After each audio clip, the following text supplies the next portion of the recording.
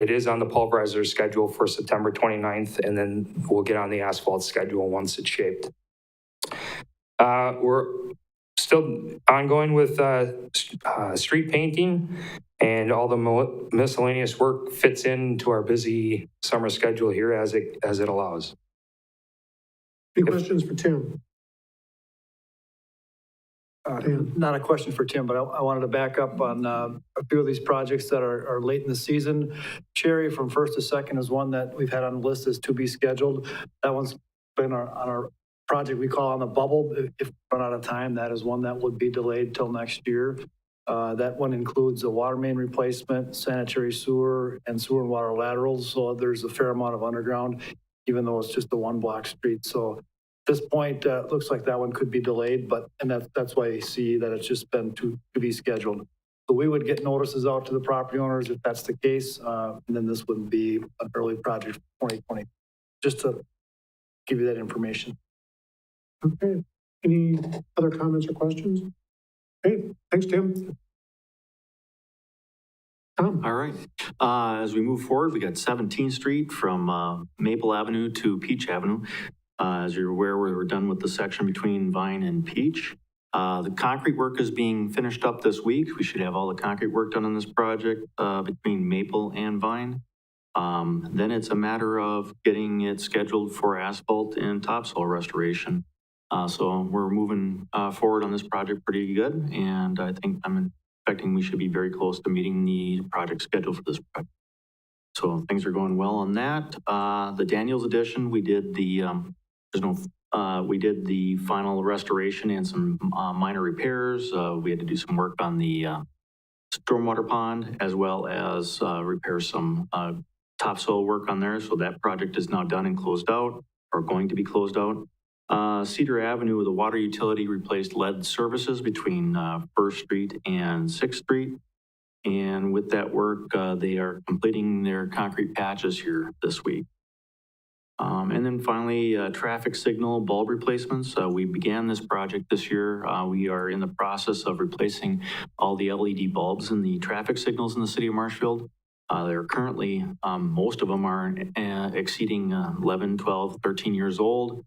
So it's time to start replacing those. So we've done the intersections of Maple and Veterans, Central and Veterans, Chestnut and Veterans, and Adler and Oak this year as well. And those will also include the most current standard for don't walk lights, which will have countdown timers on all those. That's the big stuff from our office. So there. Any questions? I noticed that on the walking line. Any comments or questions for Tom? Okay, thank you, Tom. Item number 5 is consideration of proposed electric vehicle charging stations on city property, again presented by Tom Turk. All right, as we talked about in the last meeting, Wheeler's GMC of Marshfield has been working with General Motors for 5 EV chargers here in the city of Marshfield. They are proposing to donate the cost of the chargers at $22,235. Marshfield Utilities has approved up to $30,000 to construct the infrastructure for these chargers and any necessary ADA improvements. So initially, there will be no direct cost to the city to get this project started. We had a group that looked at the locations for these chargers. There will be a total of 10 of these level 2 charger ports for public use. The locations that were chosen were Wildwood Zoo, Reading Parking Lot west of the community center, Central Parking Lot south of the police department, Brame Park parking lot, and S.J. Miller. And in the memo, we have the locations kind of like highlighted in green, but understand those locations are not exact. Those were just as part of this project to show approximate locations. There will be more work done if this is approved and moves forward. We also took a look at changing a municipal code to allow for EV parking and it will extend the the time that cars are parked. I kind of put a draft code into the The memo that was revised from the last meeting we had to include overnight parking if need be while charging is taking place. We also took a look at the costs for using the electricity. And as you're aware, the state of Wisconsin doesn't allow municipalities to sell electric to power customers. So we came up with an alternate method using meter charges, electricity rates, future maintenance, and administration fees and such to come up with a cost of $4.50 per hour for charging at our locations. These charges would be put into motion if somebody wants to use one. The charging starts when they put their app up to the charger and it'll actually turn it on. And that's when the meter starts, and that's all handled by the actual EV charging station itself. So we don't have to buy any extra meters or anything like that to go with these. So the agreement between, I have included the agreement between the city of Marshfield and Wheeler's Automotive for these charging stations. Initially, they are kind of responsible for the costs up to the first 5 years, and then we would take it from there and manage these chargers for the 5 to 10 years.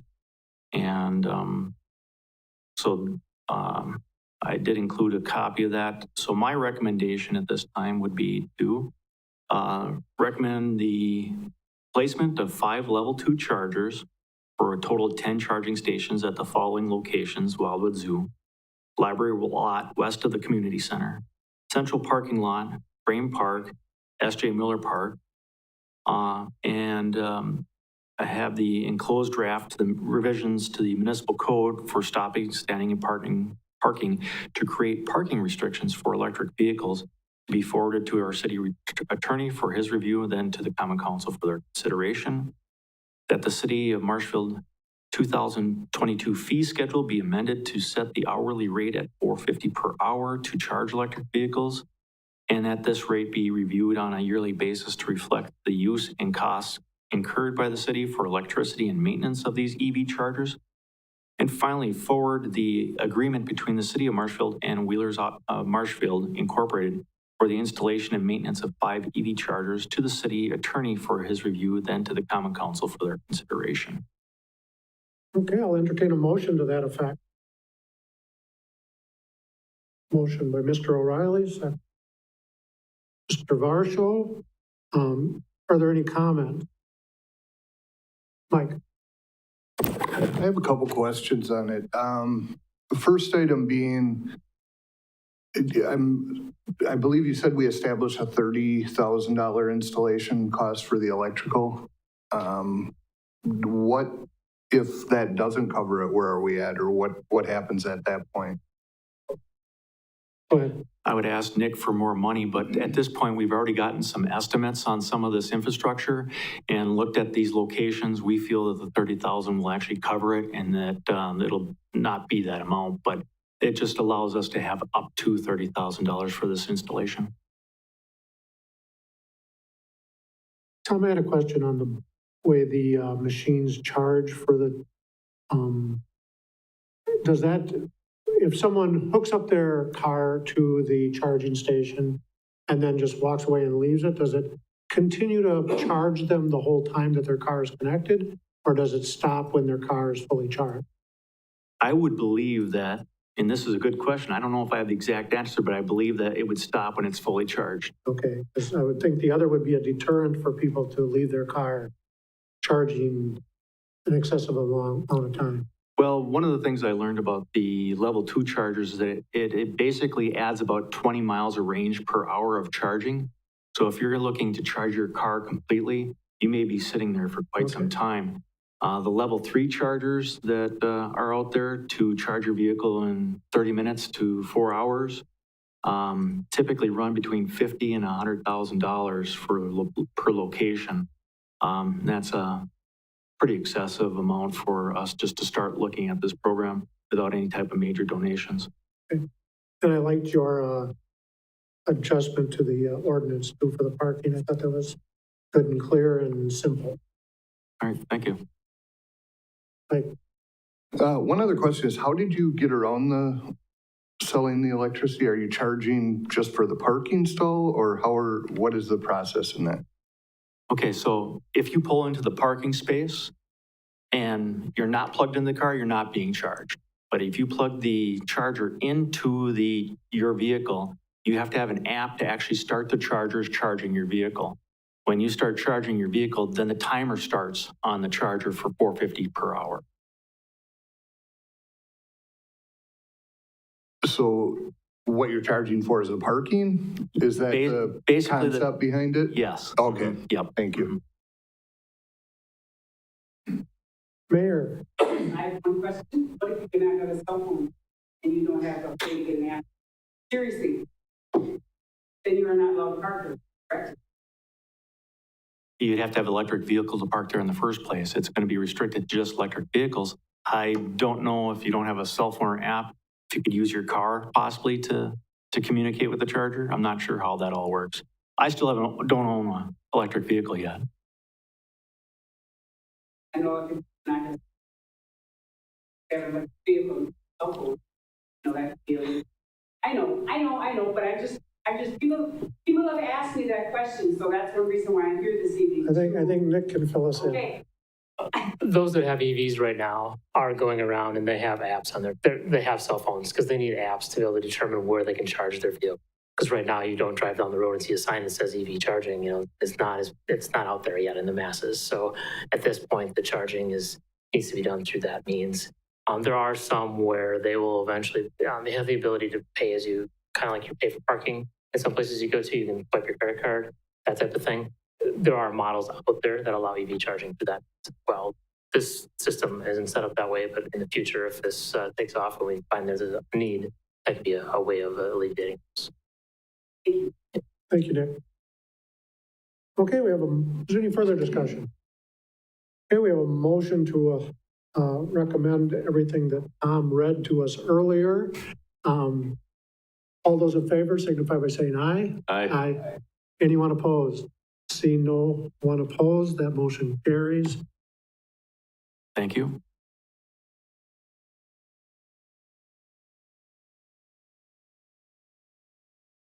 Item number 6 is approval of a revised right-of-way plat and relocation order for Lincoln Avenue from 5th Street to Adler Road Street, presented by Dan Connect, Director of Public Works.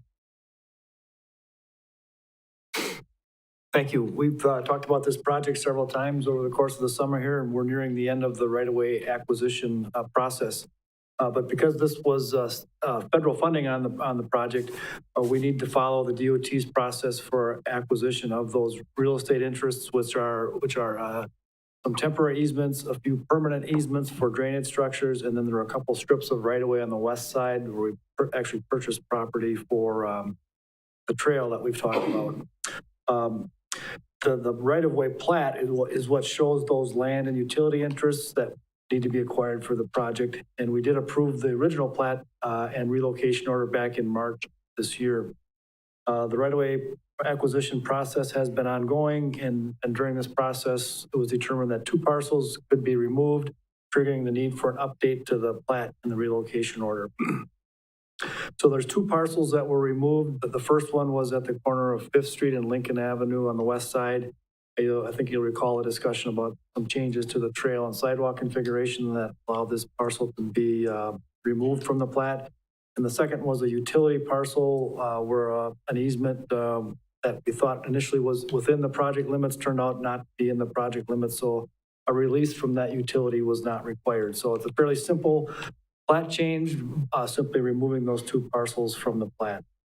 At this point, all remaining parcels should be acquired in the coming weeks. We've had good conversations with the remaining property owners, and it looks like we'll be able to clear that right of way into early October sometime, which is a good milestone step for the project. So tonight, I'm asking for approval of the revised right of way plat and relocation order, resolution 22-37.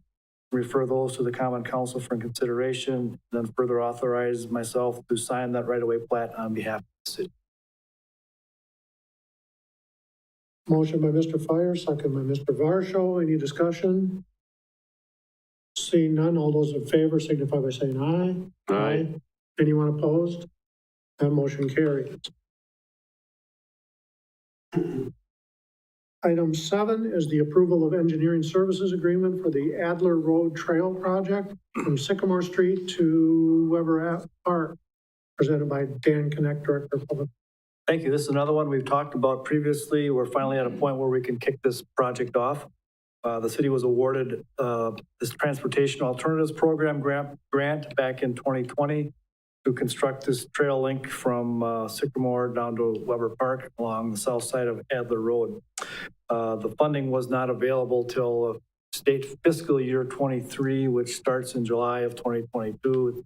Very confusing, but we're finally at the point where the project can kick off. And the first step was procuring the engineering services for the project. In this case, the project has 80% funding for the design phase, so it must follow DOT's process, quality-based selection of the firm. Then once a consultant is selected, DOT negotiates the agreement with that consultant. For some reason, they can't come to terms on an agreement, then they move to the next consultant that was ranked and so forth. And then ultimately, there's a three-party agreement that gets signed between the city, the state, and the selected consultant to complete the work. And in this case, the city just is billed for our 20% share versus having to front the design cost. This is different from the last project we just talked about in the STP Urban Program, where the city funds 100% of the design cost. And then our consultant contract, just two-party agreement between the city and consultant. So just a little background on this particular project. So you may recall that back in May of 2022, MSA was selected as our preferred contractor through an RFP process. We gave our short list of consultants to DOT, and then once this project kicked off in July, DOT started negotiations and completed those with MSA, and that proposal is attached in your agenda packet. The total cost for the engineering services is just over $97,000, and the 20% local or city share is $19,400. The total project cost is estimated. Now I have a mistake in here. I mentioned $495,000. The total is $530,000, and the local share is $165,000. What I had in here, the 495, is what's in our CIP for calendar years 2023, 2024. But we did budget some money in 2022 to get started on this engineering process. So long story short, the total project cost is $530,000, $165,000 is local. Our local funding sources are made up of $35,000 in room tax, which is in this year's budget, and then $130,000 spread out over 2023 and 2024 to fund the remaining, or fund the construction share. So right now, construction is planned for calendar year 2024. So threw a lot of dates and numbers at you there. So if you have any questions, let me know. Tonight, we're simply approving this three-party agreement between the city, the DOT, MSA Professional Services, which will allow the engineering services for the Adler Road Trail Project to begin this fall yet.